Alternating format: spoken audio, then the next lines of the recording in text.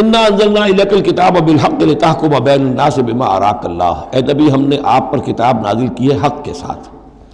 تاکہ آپ لوگوں کے مابین فیصلہ کریں انصاف کے ساتھ، اور جو اللہ نے آپ کو دکھایا ہے، یعنی ایک تو کتاب دی ہے، قانون دیا ہے، ایک آپ کو بصیرت دی ہے، یہ اللہ تعالیٰ کی طرف سے بصیرت خاص۔ ظاہر بات ہے کہ ایک جج بیٹھا ہوا ہے اور جج کے پاس سامنے کتاب ہے، فائل ہے، شہادتیں ہیں، گواہیاں ہیں، اب ایک اس کی اپنی ایک چھٹی حص بھی ہوتی ہے، اس کی اپنی جو ہے ایک ججمنٹ بھی ہوتی ہے جس کو کہ وہ بروئے کار لاتا ہے، تو اس کو اللہ کہتا ہے جیسا کہ ہم آپ کو دکھاتے ہیں اس کے مطابق فیصلہ کریں۔ وَلَا تَكُنْ لِلْخَائِنِينَ خَصِيمًا، اور خیانت کرنے والوں کی طرف سے آپ نہ جھگڑیں، یعنی ان کی طرف سے وکالت نہ فرمائیں کہ آپ کوئی اگر مسلمان ہے، کہنے کو مسلمان ہے خائن، تو اب اس کی طرفداری جو ہے آپ کو نہیں کرنی ہے۔ اس کا اصل میں ایک واقعہ ہو گیا تھا کہ ایک منافق مسلمان، اس نے کسی مسلمان کے گھر میں چوری کی، نقب لگائی، وہاں سے ایک آٹے کا تھیلا لے لیا، کچھ اسلحہ لے لیا،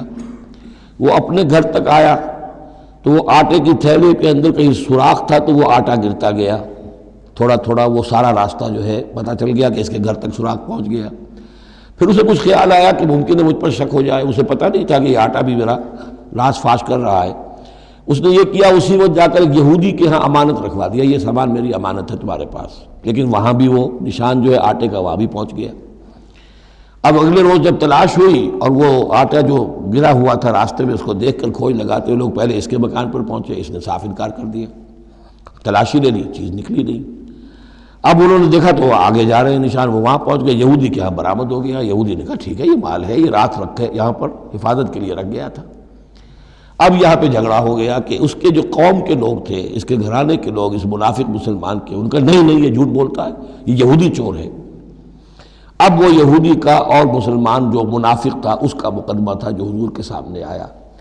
اور پوری قوم، اس کا پورا گھرانہ جو ہے، وہ قبیلہ اس کا جو ہے وہ آ گیا شور مچاتے ہوئے اور قسمیں کھاتے ہوئے، ہمارا یہ آدمی تو بہت نیک ہے، اس پر خامخواہ یہ جھوٹا الزام لگ رہا ہے اور یہ ہے اور وہ ہے، یہاں تک کہ کچھ حضور کا دل بھی پسیجنے لگا اس شخص کے بارے میں۔ اس پر یہ آیت نازل ہوئی ہے، خیانت کرنے والے کی طرف سے آپ وکالت نہ کریں، اس کے سہارا نہ بنیں، اس کو مدد نہ پہنچائیں۔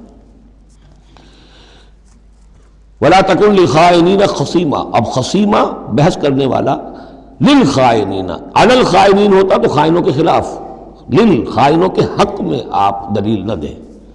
وَاسْتَغْفِرِ اللَّهَ، اور یہ جو بھی آپ کی طبیعت میں نرمی پیدا کچھ ہو گئی تھی، اس پر اللہ سے استغفار کیجئے۔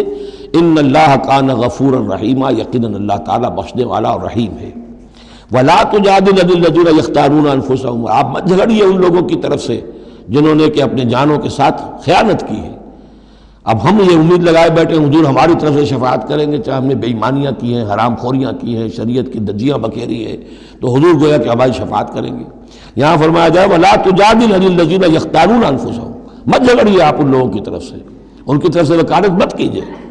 ان اللہ لا يحب من كان خوانا اثیما، اللہ تعالیٰ کو بالکل پسند نہیں ہے وہ لوگ کہ جو خوان ہوں، خیانت کرنے والے اور گناہ گار ہوں۔ یستخفون من الناس ولا یستخفون من اللہ، یہ لوگ شرماتے ہیں اور چھپتے ہیں لوگوں سے، اللہ سے نہیں چھپتے۔ وَهُوَ مَعَهُمْ إِذْ يُبَيِّتُونَ مَا لَا يَرْضَىٰ مِنَ الْقَوْلِ، حالانکہ جب یہ راتوں کو مشورے کرتے ہیں مسلمانوں کے خلاف، حضور کے خلاف، یہ منافقین کی بات آ رہی ہے، تو اللہ تعالیٰ ان کے ساتھ موجود ہوتا ہے۔ اگر تو ایمان ان کا ہو اللہ پر تو انہیں معلوم ہو کہ اللہ سن رہا ہے ہماری بات۔ یہ مسلمانوں سے ڈرتے ہیں، خفیہ رکھتے ہیں اپنی باتوں کو، ان بدبختوں کو یہ خیال نہیں ہے کہ اللہ وہ تو ہر وقت ہمارے پاس موجود ہے۔ وَكَانَ اللَّهُ بِمَا يَعْمَلُونَ مُحِيطًا، اور جو کچھ وہ کر رہے ہیں اللہ اس کا احاطہ کیے ہوئے ہے، یعنی اس کی پکڑ سے یہ کہیں باہر نہیں نکل سکتے۔ ہاں انتم ہؤلاء جادلتم عنہم فی الحیات الدنیا، اب یہاں پہ اشارہ ہو رہا ہے وہ جو منافق مسلمان تھا، چور، اس کے جو گھرانے والے لوگ تھے کہ اے لوگو تم نے دنیا کی زندگی میں تو ان کی طرف سے جھگڑا کر لیا، یہاں تک کہ حضور کو بھی بچلانے کی حد تک تم پہنچ گئے۔ وَمَن يُجَادِلُ اللَّهَ عَنْهُ يَوْمَ الْقِيَامَةِ، قیامت کے دن کون مجادلہ کرے گا اللہ سے؟ یہاں تم چھڑا بھی لو، حضور کو بھی فرض کیجئے، حضور نے فرمایا، یہ حدیث موجود ہے کہ میرے سامنے کوئی مقدمہ پیش ہوتا ہے تو کوئی ایک فریق زیادہ چرب زبان ہوتا ہے، اپنی بات کو پیش کرتا ہے اور میرے ہاں سے وہ غلط فیصلہ لے جاتا ہے۔ فرض کیجئے زمین کا کوئی ٹکڑا تھا اور میں نے غلط ڈگری اس کے حق میں دے دی، تو وہ سمجھ لے کہ چاہے میری عدالت سے ڈگری لے کر گیا ہے لیکن وہ جہنم کا ٹکڑا لے کر گیا ہے، زمین کا ٹکڑا لے کر نہیں گیا ہے۔ تو یہ تو معاملات ہیں کہ جو بھی عدل ہو رہا ہے، فیصلہ ہو رہا ہے، اس میں جو بھی کیسز ہیں، جو بھی گواہیاں ہو رہی ہیں، اس کے مطابق فیصلہ کر رہے ہیں۔ اب ہر وقت تو اللہ تعالیٰ کی طرف سے حضور صلی اللہ علیہ وسلم کے لیے ہر مرحلے پر تو نہیں تھا، جہاں اللہ ضروری محسوس کرتا تھا آپ کو متنبع فرما دیتا تھا۔ ہاں انتم ہؤلاء، یہ تمہیں لوگ ہو، جادلتم عنہم فی الحیات الدنیا، تم نے بہت جھگڑا کیا ان کی طرف سے، اپنے ساتھی اپنے رشتہ دار کی طرف سے دنیا کی زندگی میں۔ فمن یجادل اللہ عنہم یوم القیامہ، تو کون ہے جو اللہ سے جھگڑا کر سکے گا ان کی جانب سے قیامت کے دن؟ ام من یکون علیہم وکیلا، یا کون ہوگا جو اس کا کارساز بن سکے گا، ان کا وکیل بن سکے گا؟ وَمَن يَعْمَلْ سُوءًا أَوْ يَظْلِمْ نَفْسَهُ، اور جو کوئی بری حرکت کرے گا یا اپنے اوپر ظلم ڈھائے گا، ثم يستغفر اللہ،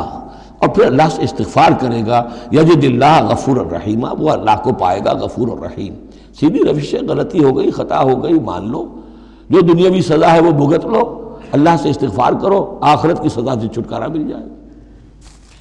اب اس سے بھی آگے ہے معاملہ، وَمَن يَكْسِبْ إِثْمًا فَإِنَّمَا يَكْسِبُهُ عَلَى نَفْسِهِ، جو کوئی بھی کوئی گناہ کماتا ہے وہ اپنی جان پر وبال لیتا ہے۔ وَكَانَ اللَّهُ عَلِيمًا حَكِيمًا، اللہ تعالیٰ علیم اور حکیم ہے۔ وَمَن يَكْسِبْ خَطِيئَةً أَوْ إِثْمًا ثُمَّ يَرْمِ بِهِ بَرِيئًا،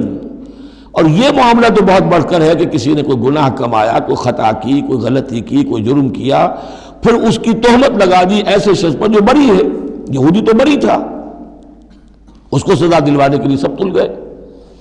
تو ثم یرم بہ بریئا، جو بری ہے اس سے، اس کا کوئی تعلق نہیں، اس کا اس میں کوئی گناہ میں حصہ نہیں، فقد احتمل بہتانا و اسما مبینا، تو اس نے تو اپنے سر پر بہت بڑا طوفان اور بہت کھلا کھلا گناہ کا بوجھ لے لیا ہے۔